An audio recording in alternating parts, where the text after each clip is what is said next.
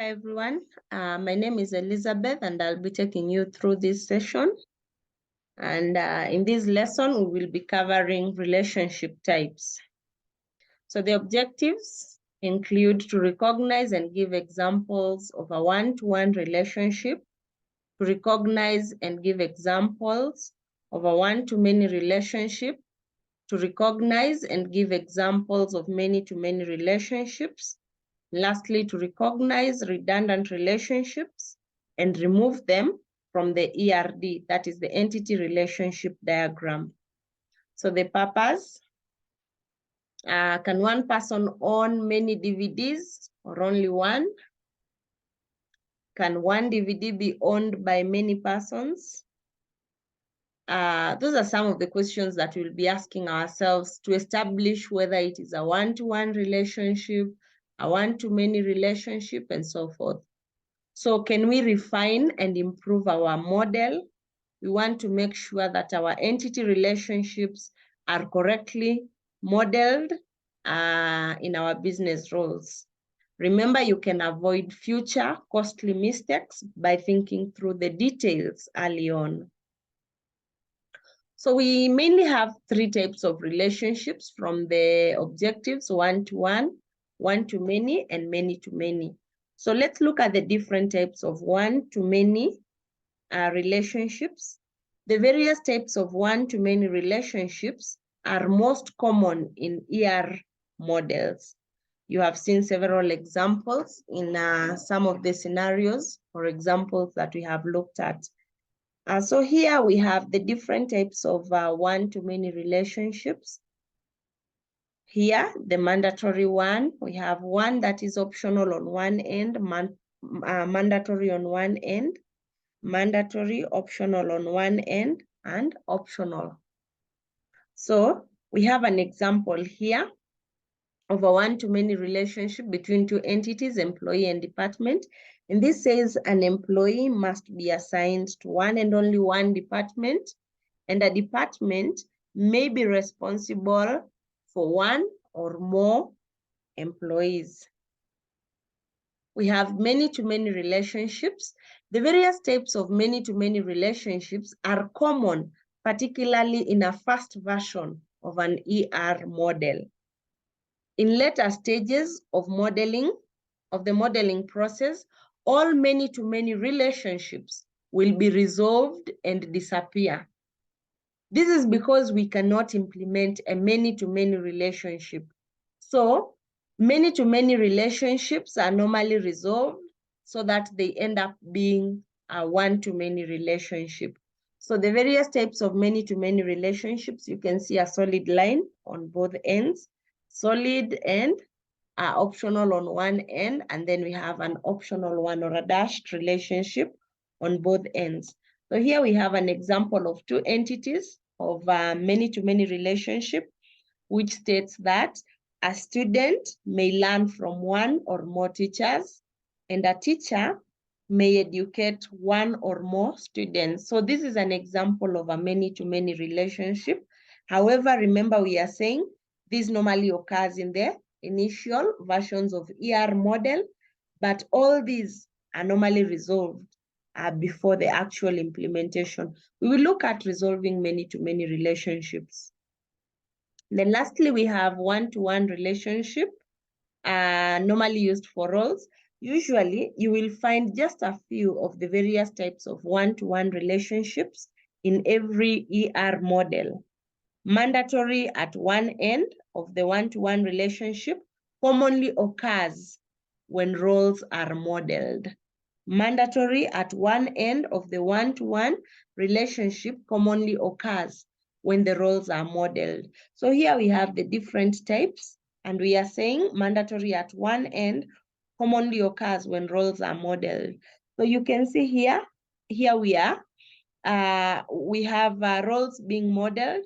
For instance, you notice that a teacher is a person, a student is a person, for instance. So we have this entity, person, and we have these roles: teacher, student, doctor, whatever we want to place. Those ones are roles of a person. So this relationship states a person may be acting as a teacher, then a teacher must be a role of a person. Same case here, a person may be acting as a student, and a student must take the role of a person. So these are just examples of one-to-one relationships. Then we have a one-to-one relationship for processes.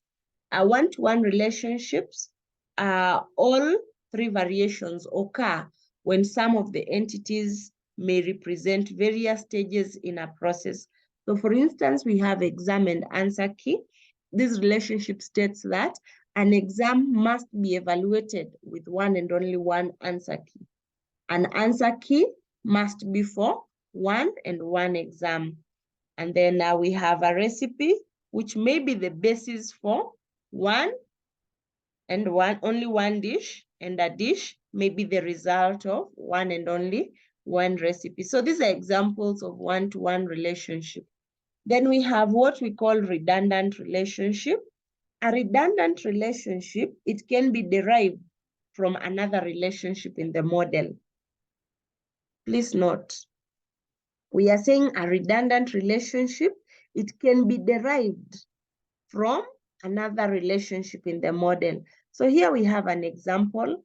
You can derive the relationship from person to country from the other two relationships. That is person, country to town, and town to person. We can derive this relationship. So you should remove the direct relationship from country to person. So this is a redundant relationship, that is country to person, because this relationship can be derived from this. We are saying a country may be the location of one or more towns. And we are saying here a town may be the hometown of one or more persons. So if you look at this relationship, it says a country may be the location of one or more persons. This is a redundant relationship because we can derive this relationship from here. Because we are saying here a person must be living in one and only one country. And here we are saying a person must be living in a town, and this town must be located in a country. So this is a redundant relationship because we can be able to derive this relationship from this other relationship between person, town, country. However, be careful of concluding that a relationship is redundant based on the structure alone.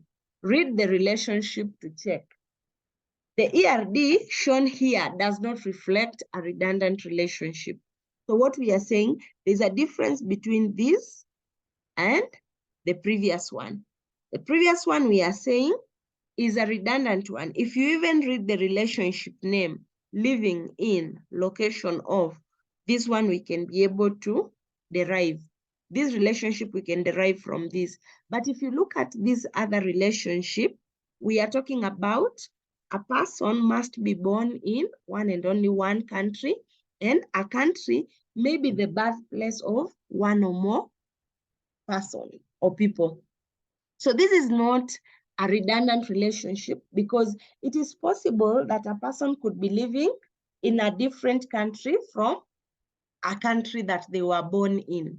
So this is not a redundant relationship because we are capturing two things: where a person was born and where a person is living. But this one is a redundant one because both of these are looking at where a person is living. So we can derive this from this. But for this other case, we are saying this is not a redundant relationship. So terminologies for this lesson, we have looked at many-to-many relationship, a one-to-many relationship, one-to-one, and redundant relationship. And we have said we have to be very careful before concluding that a relationship is redundant. And that brings us to an end.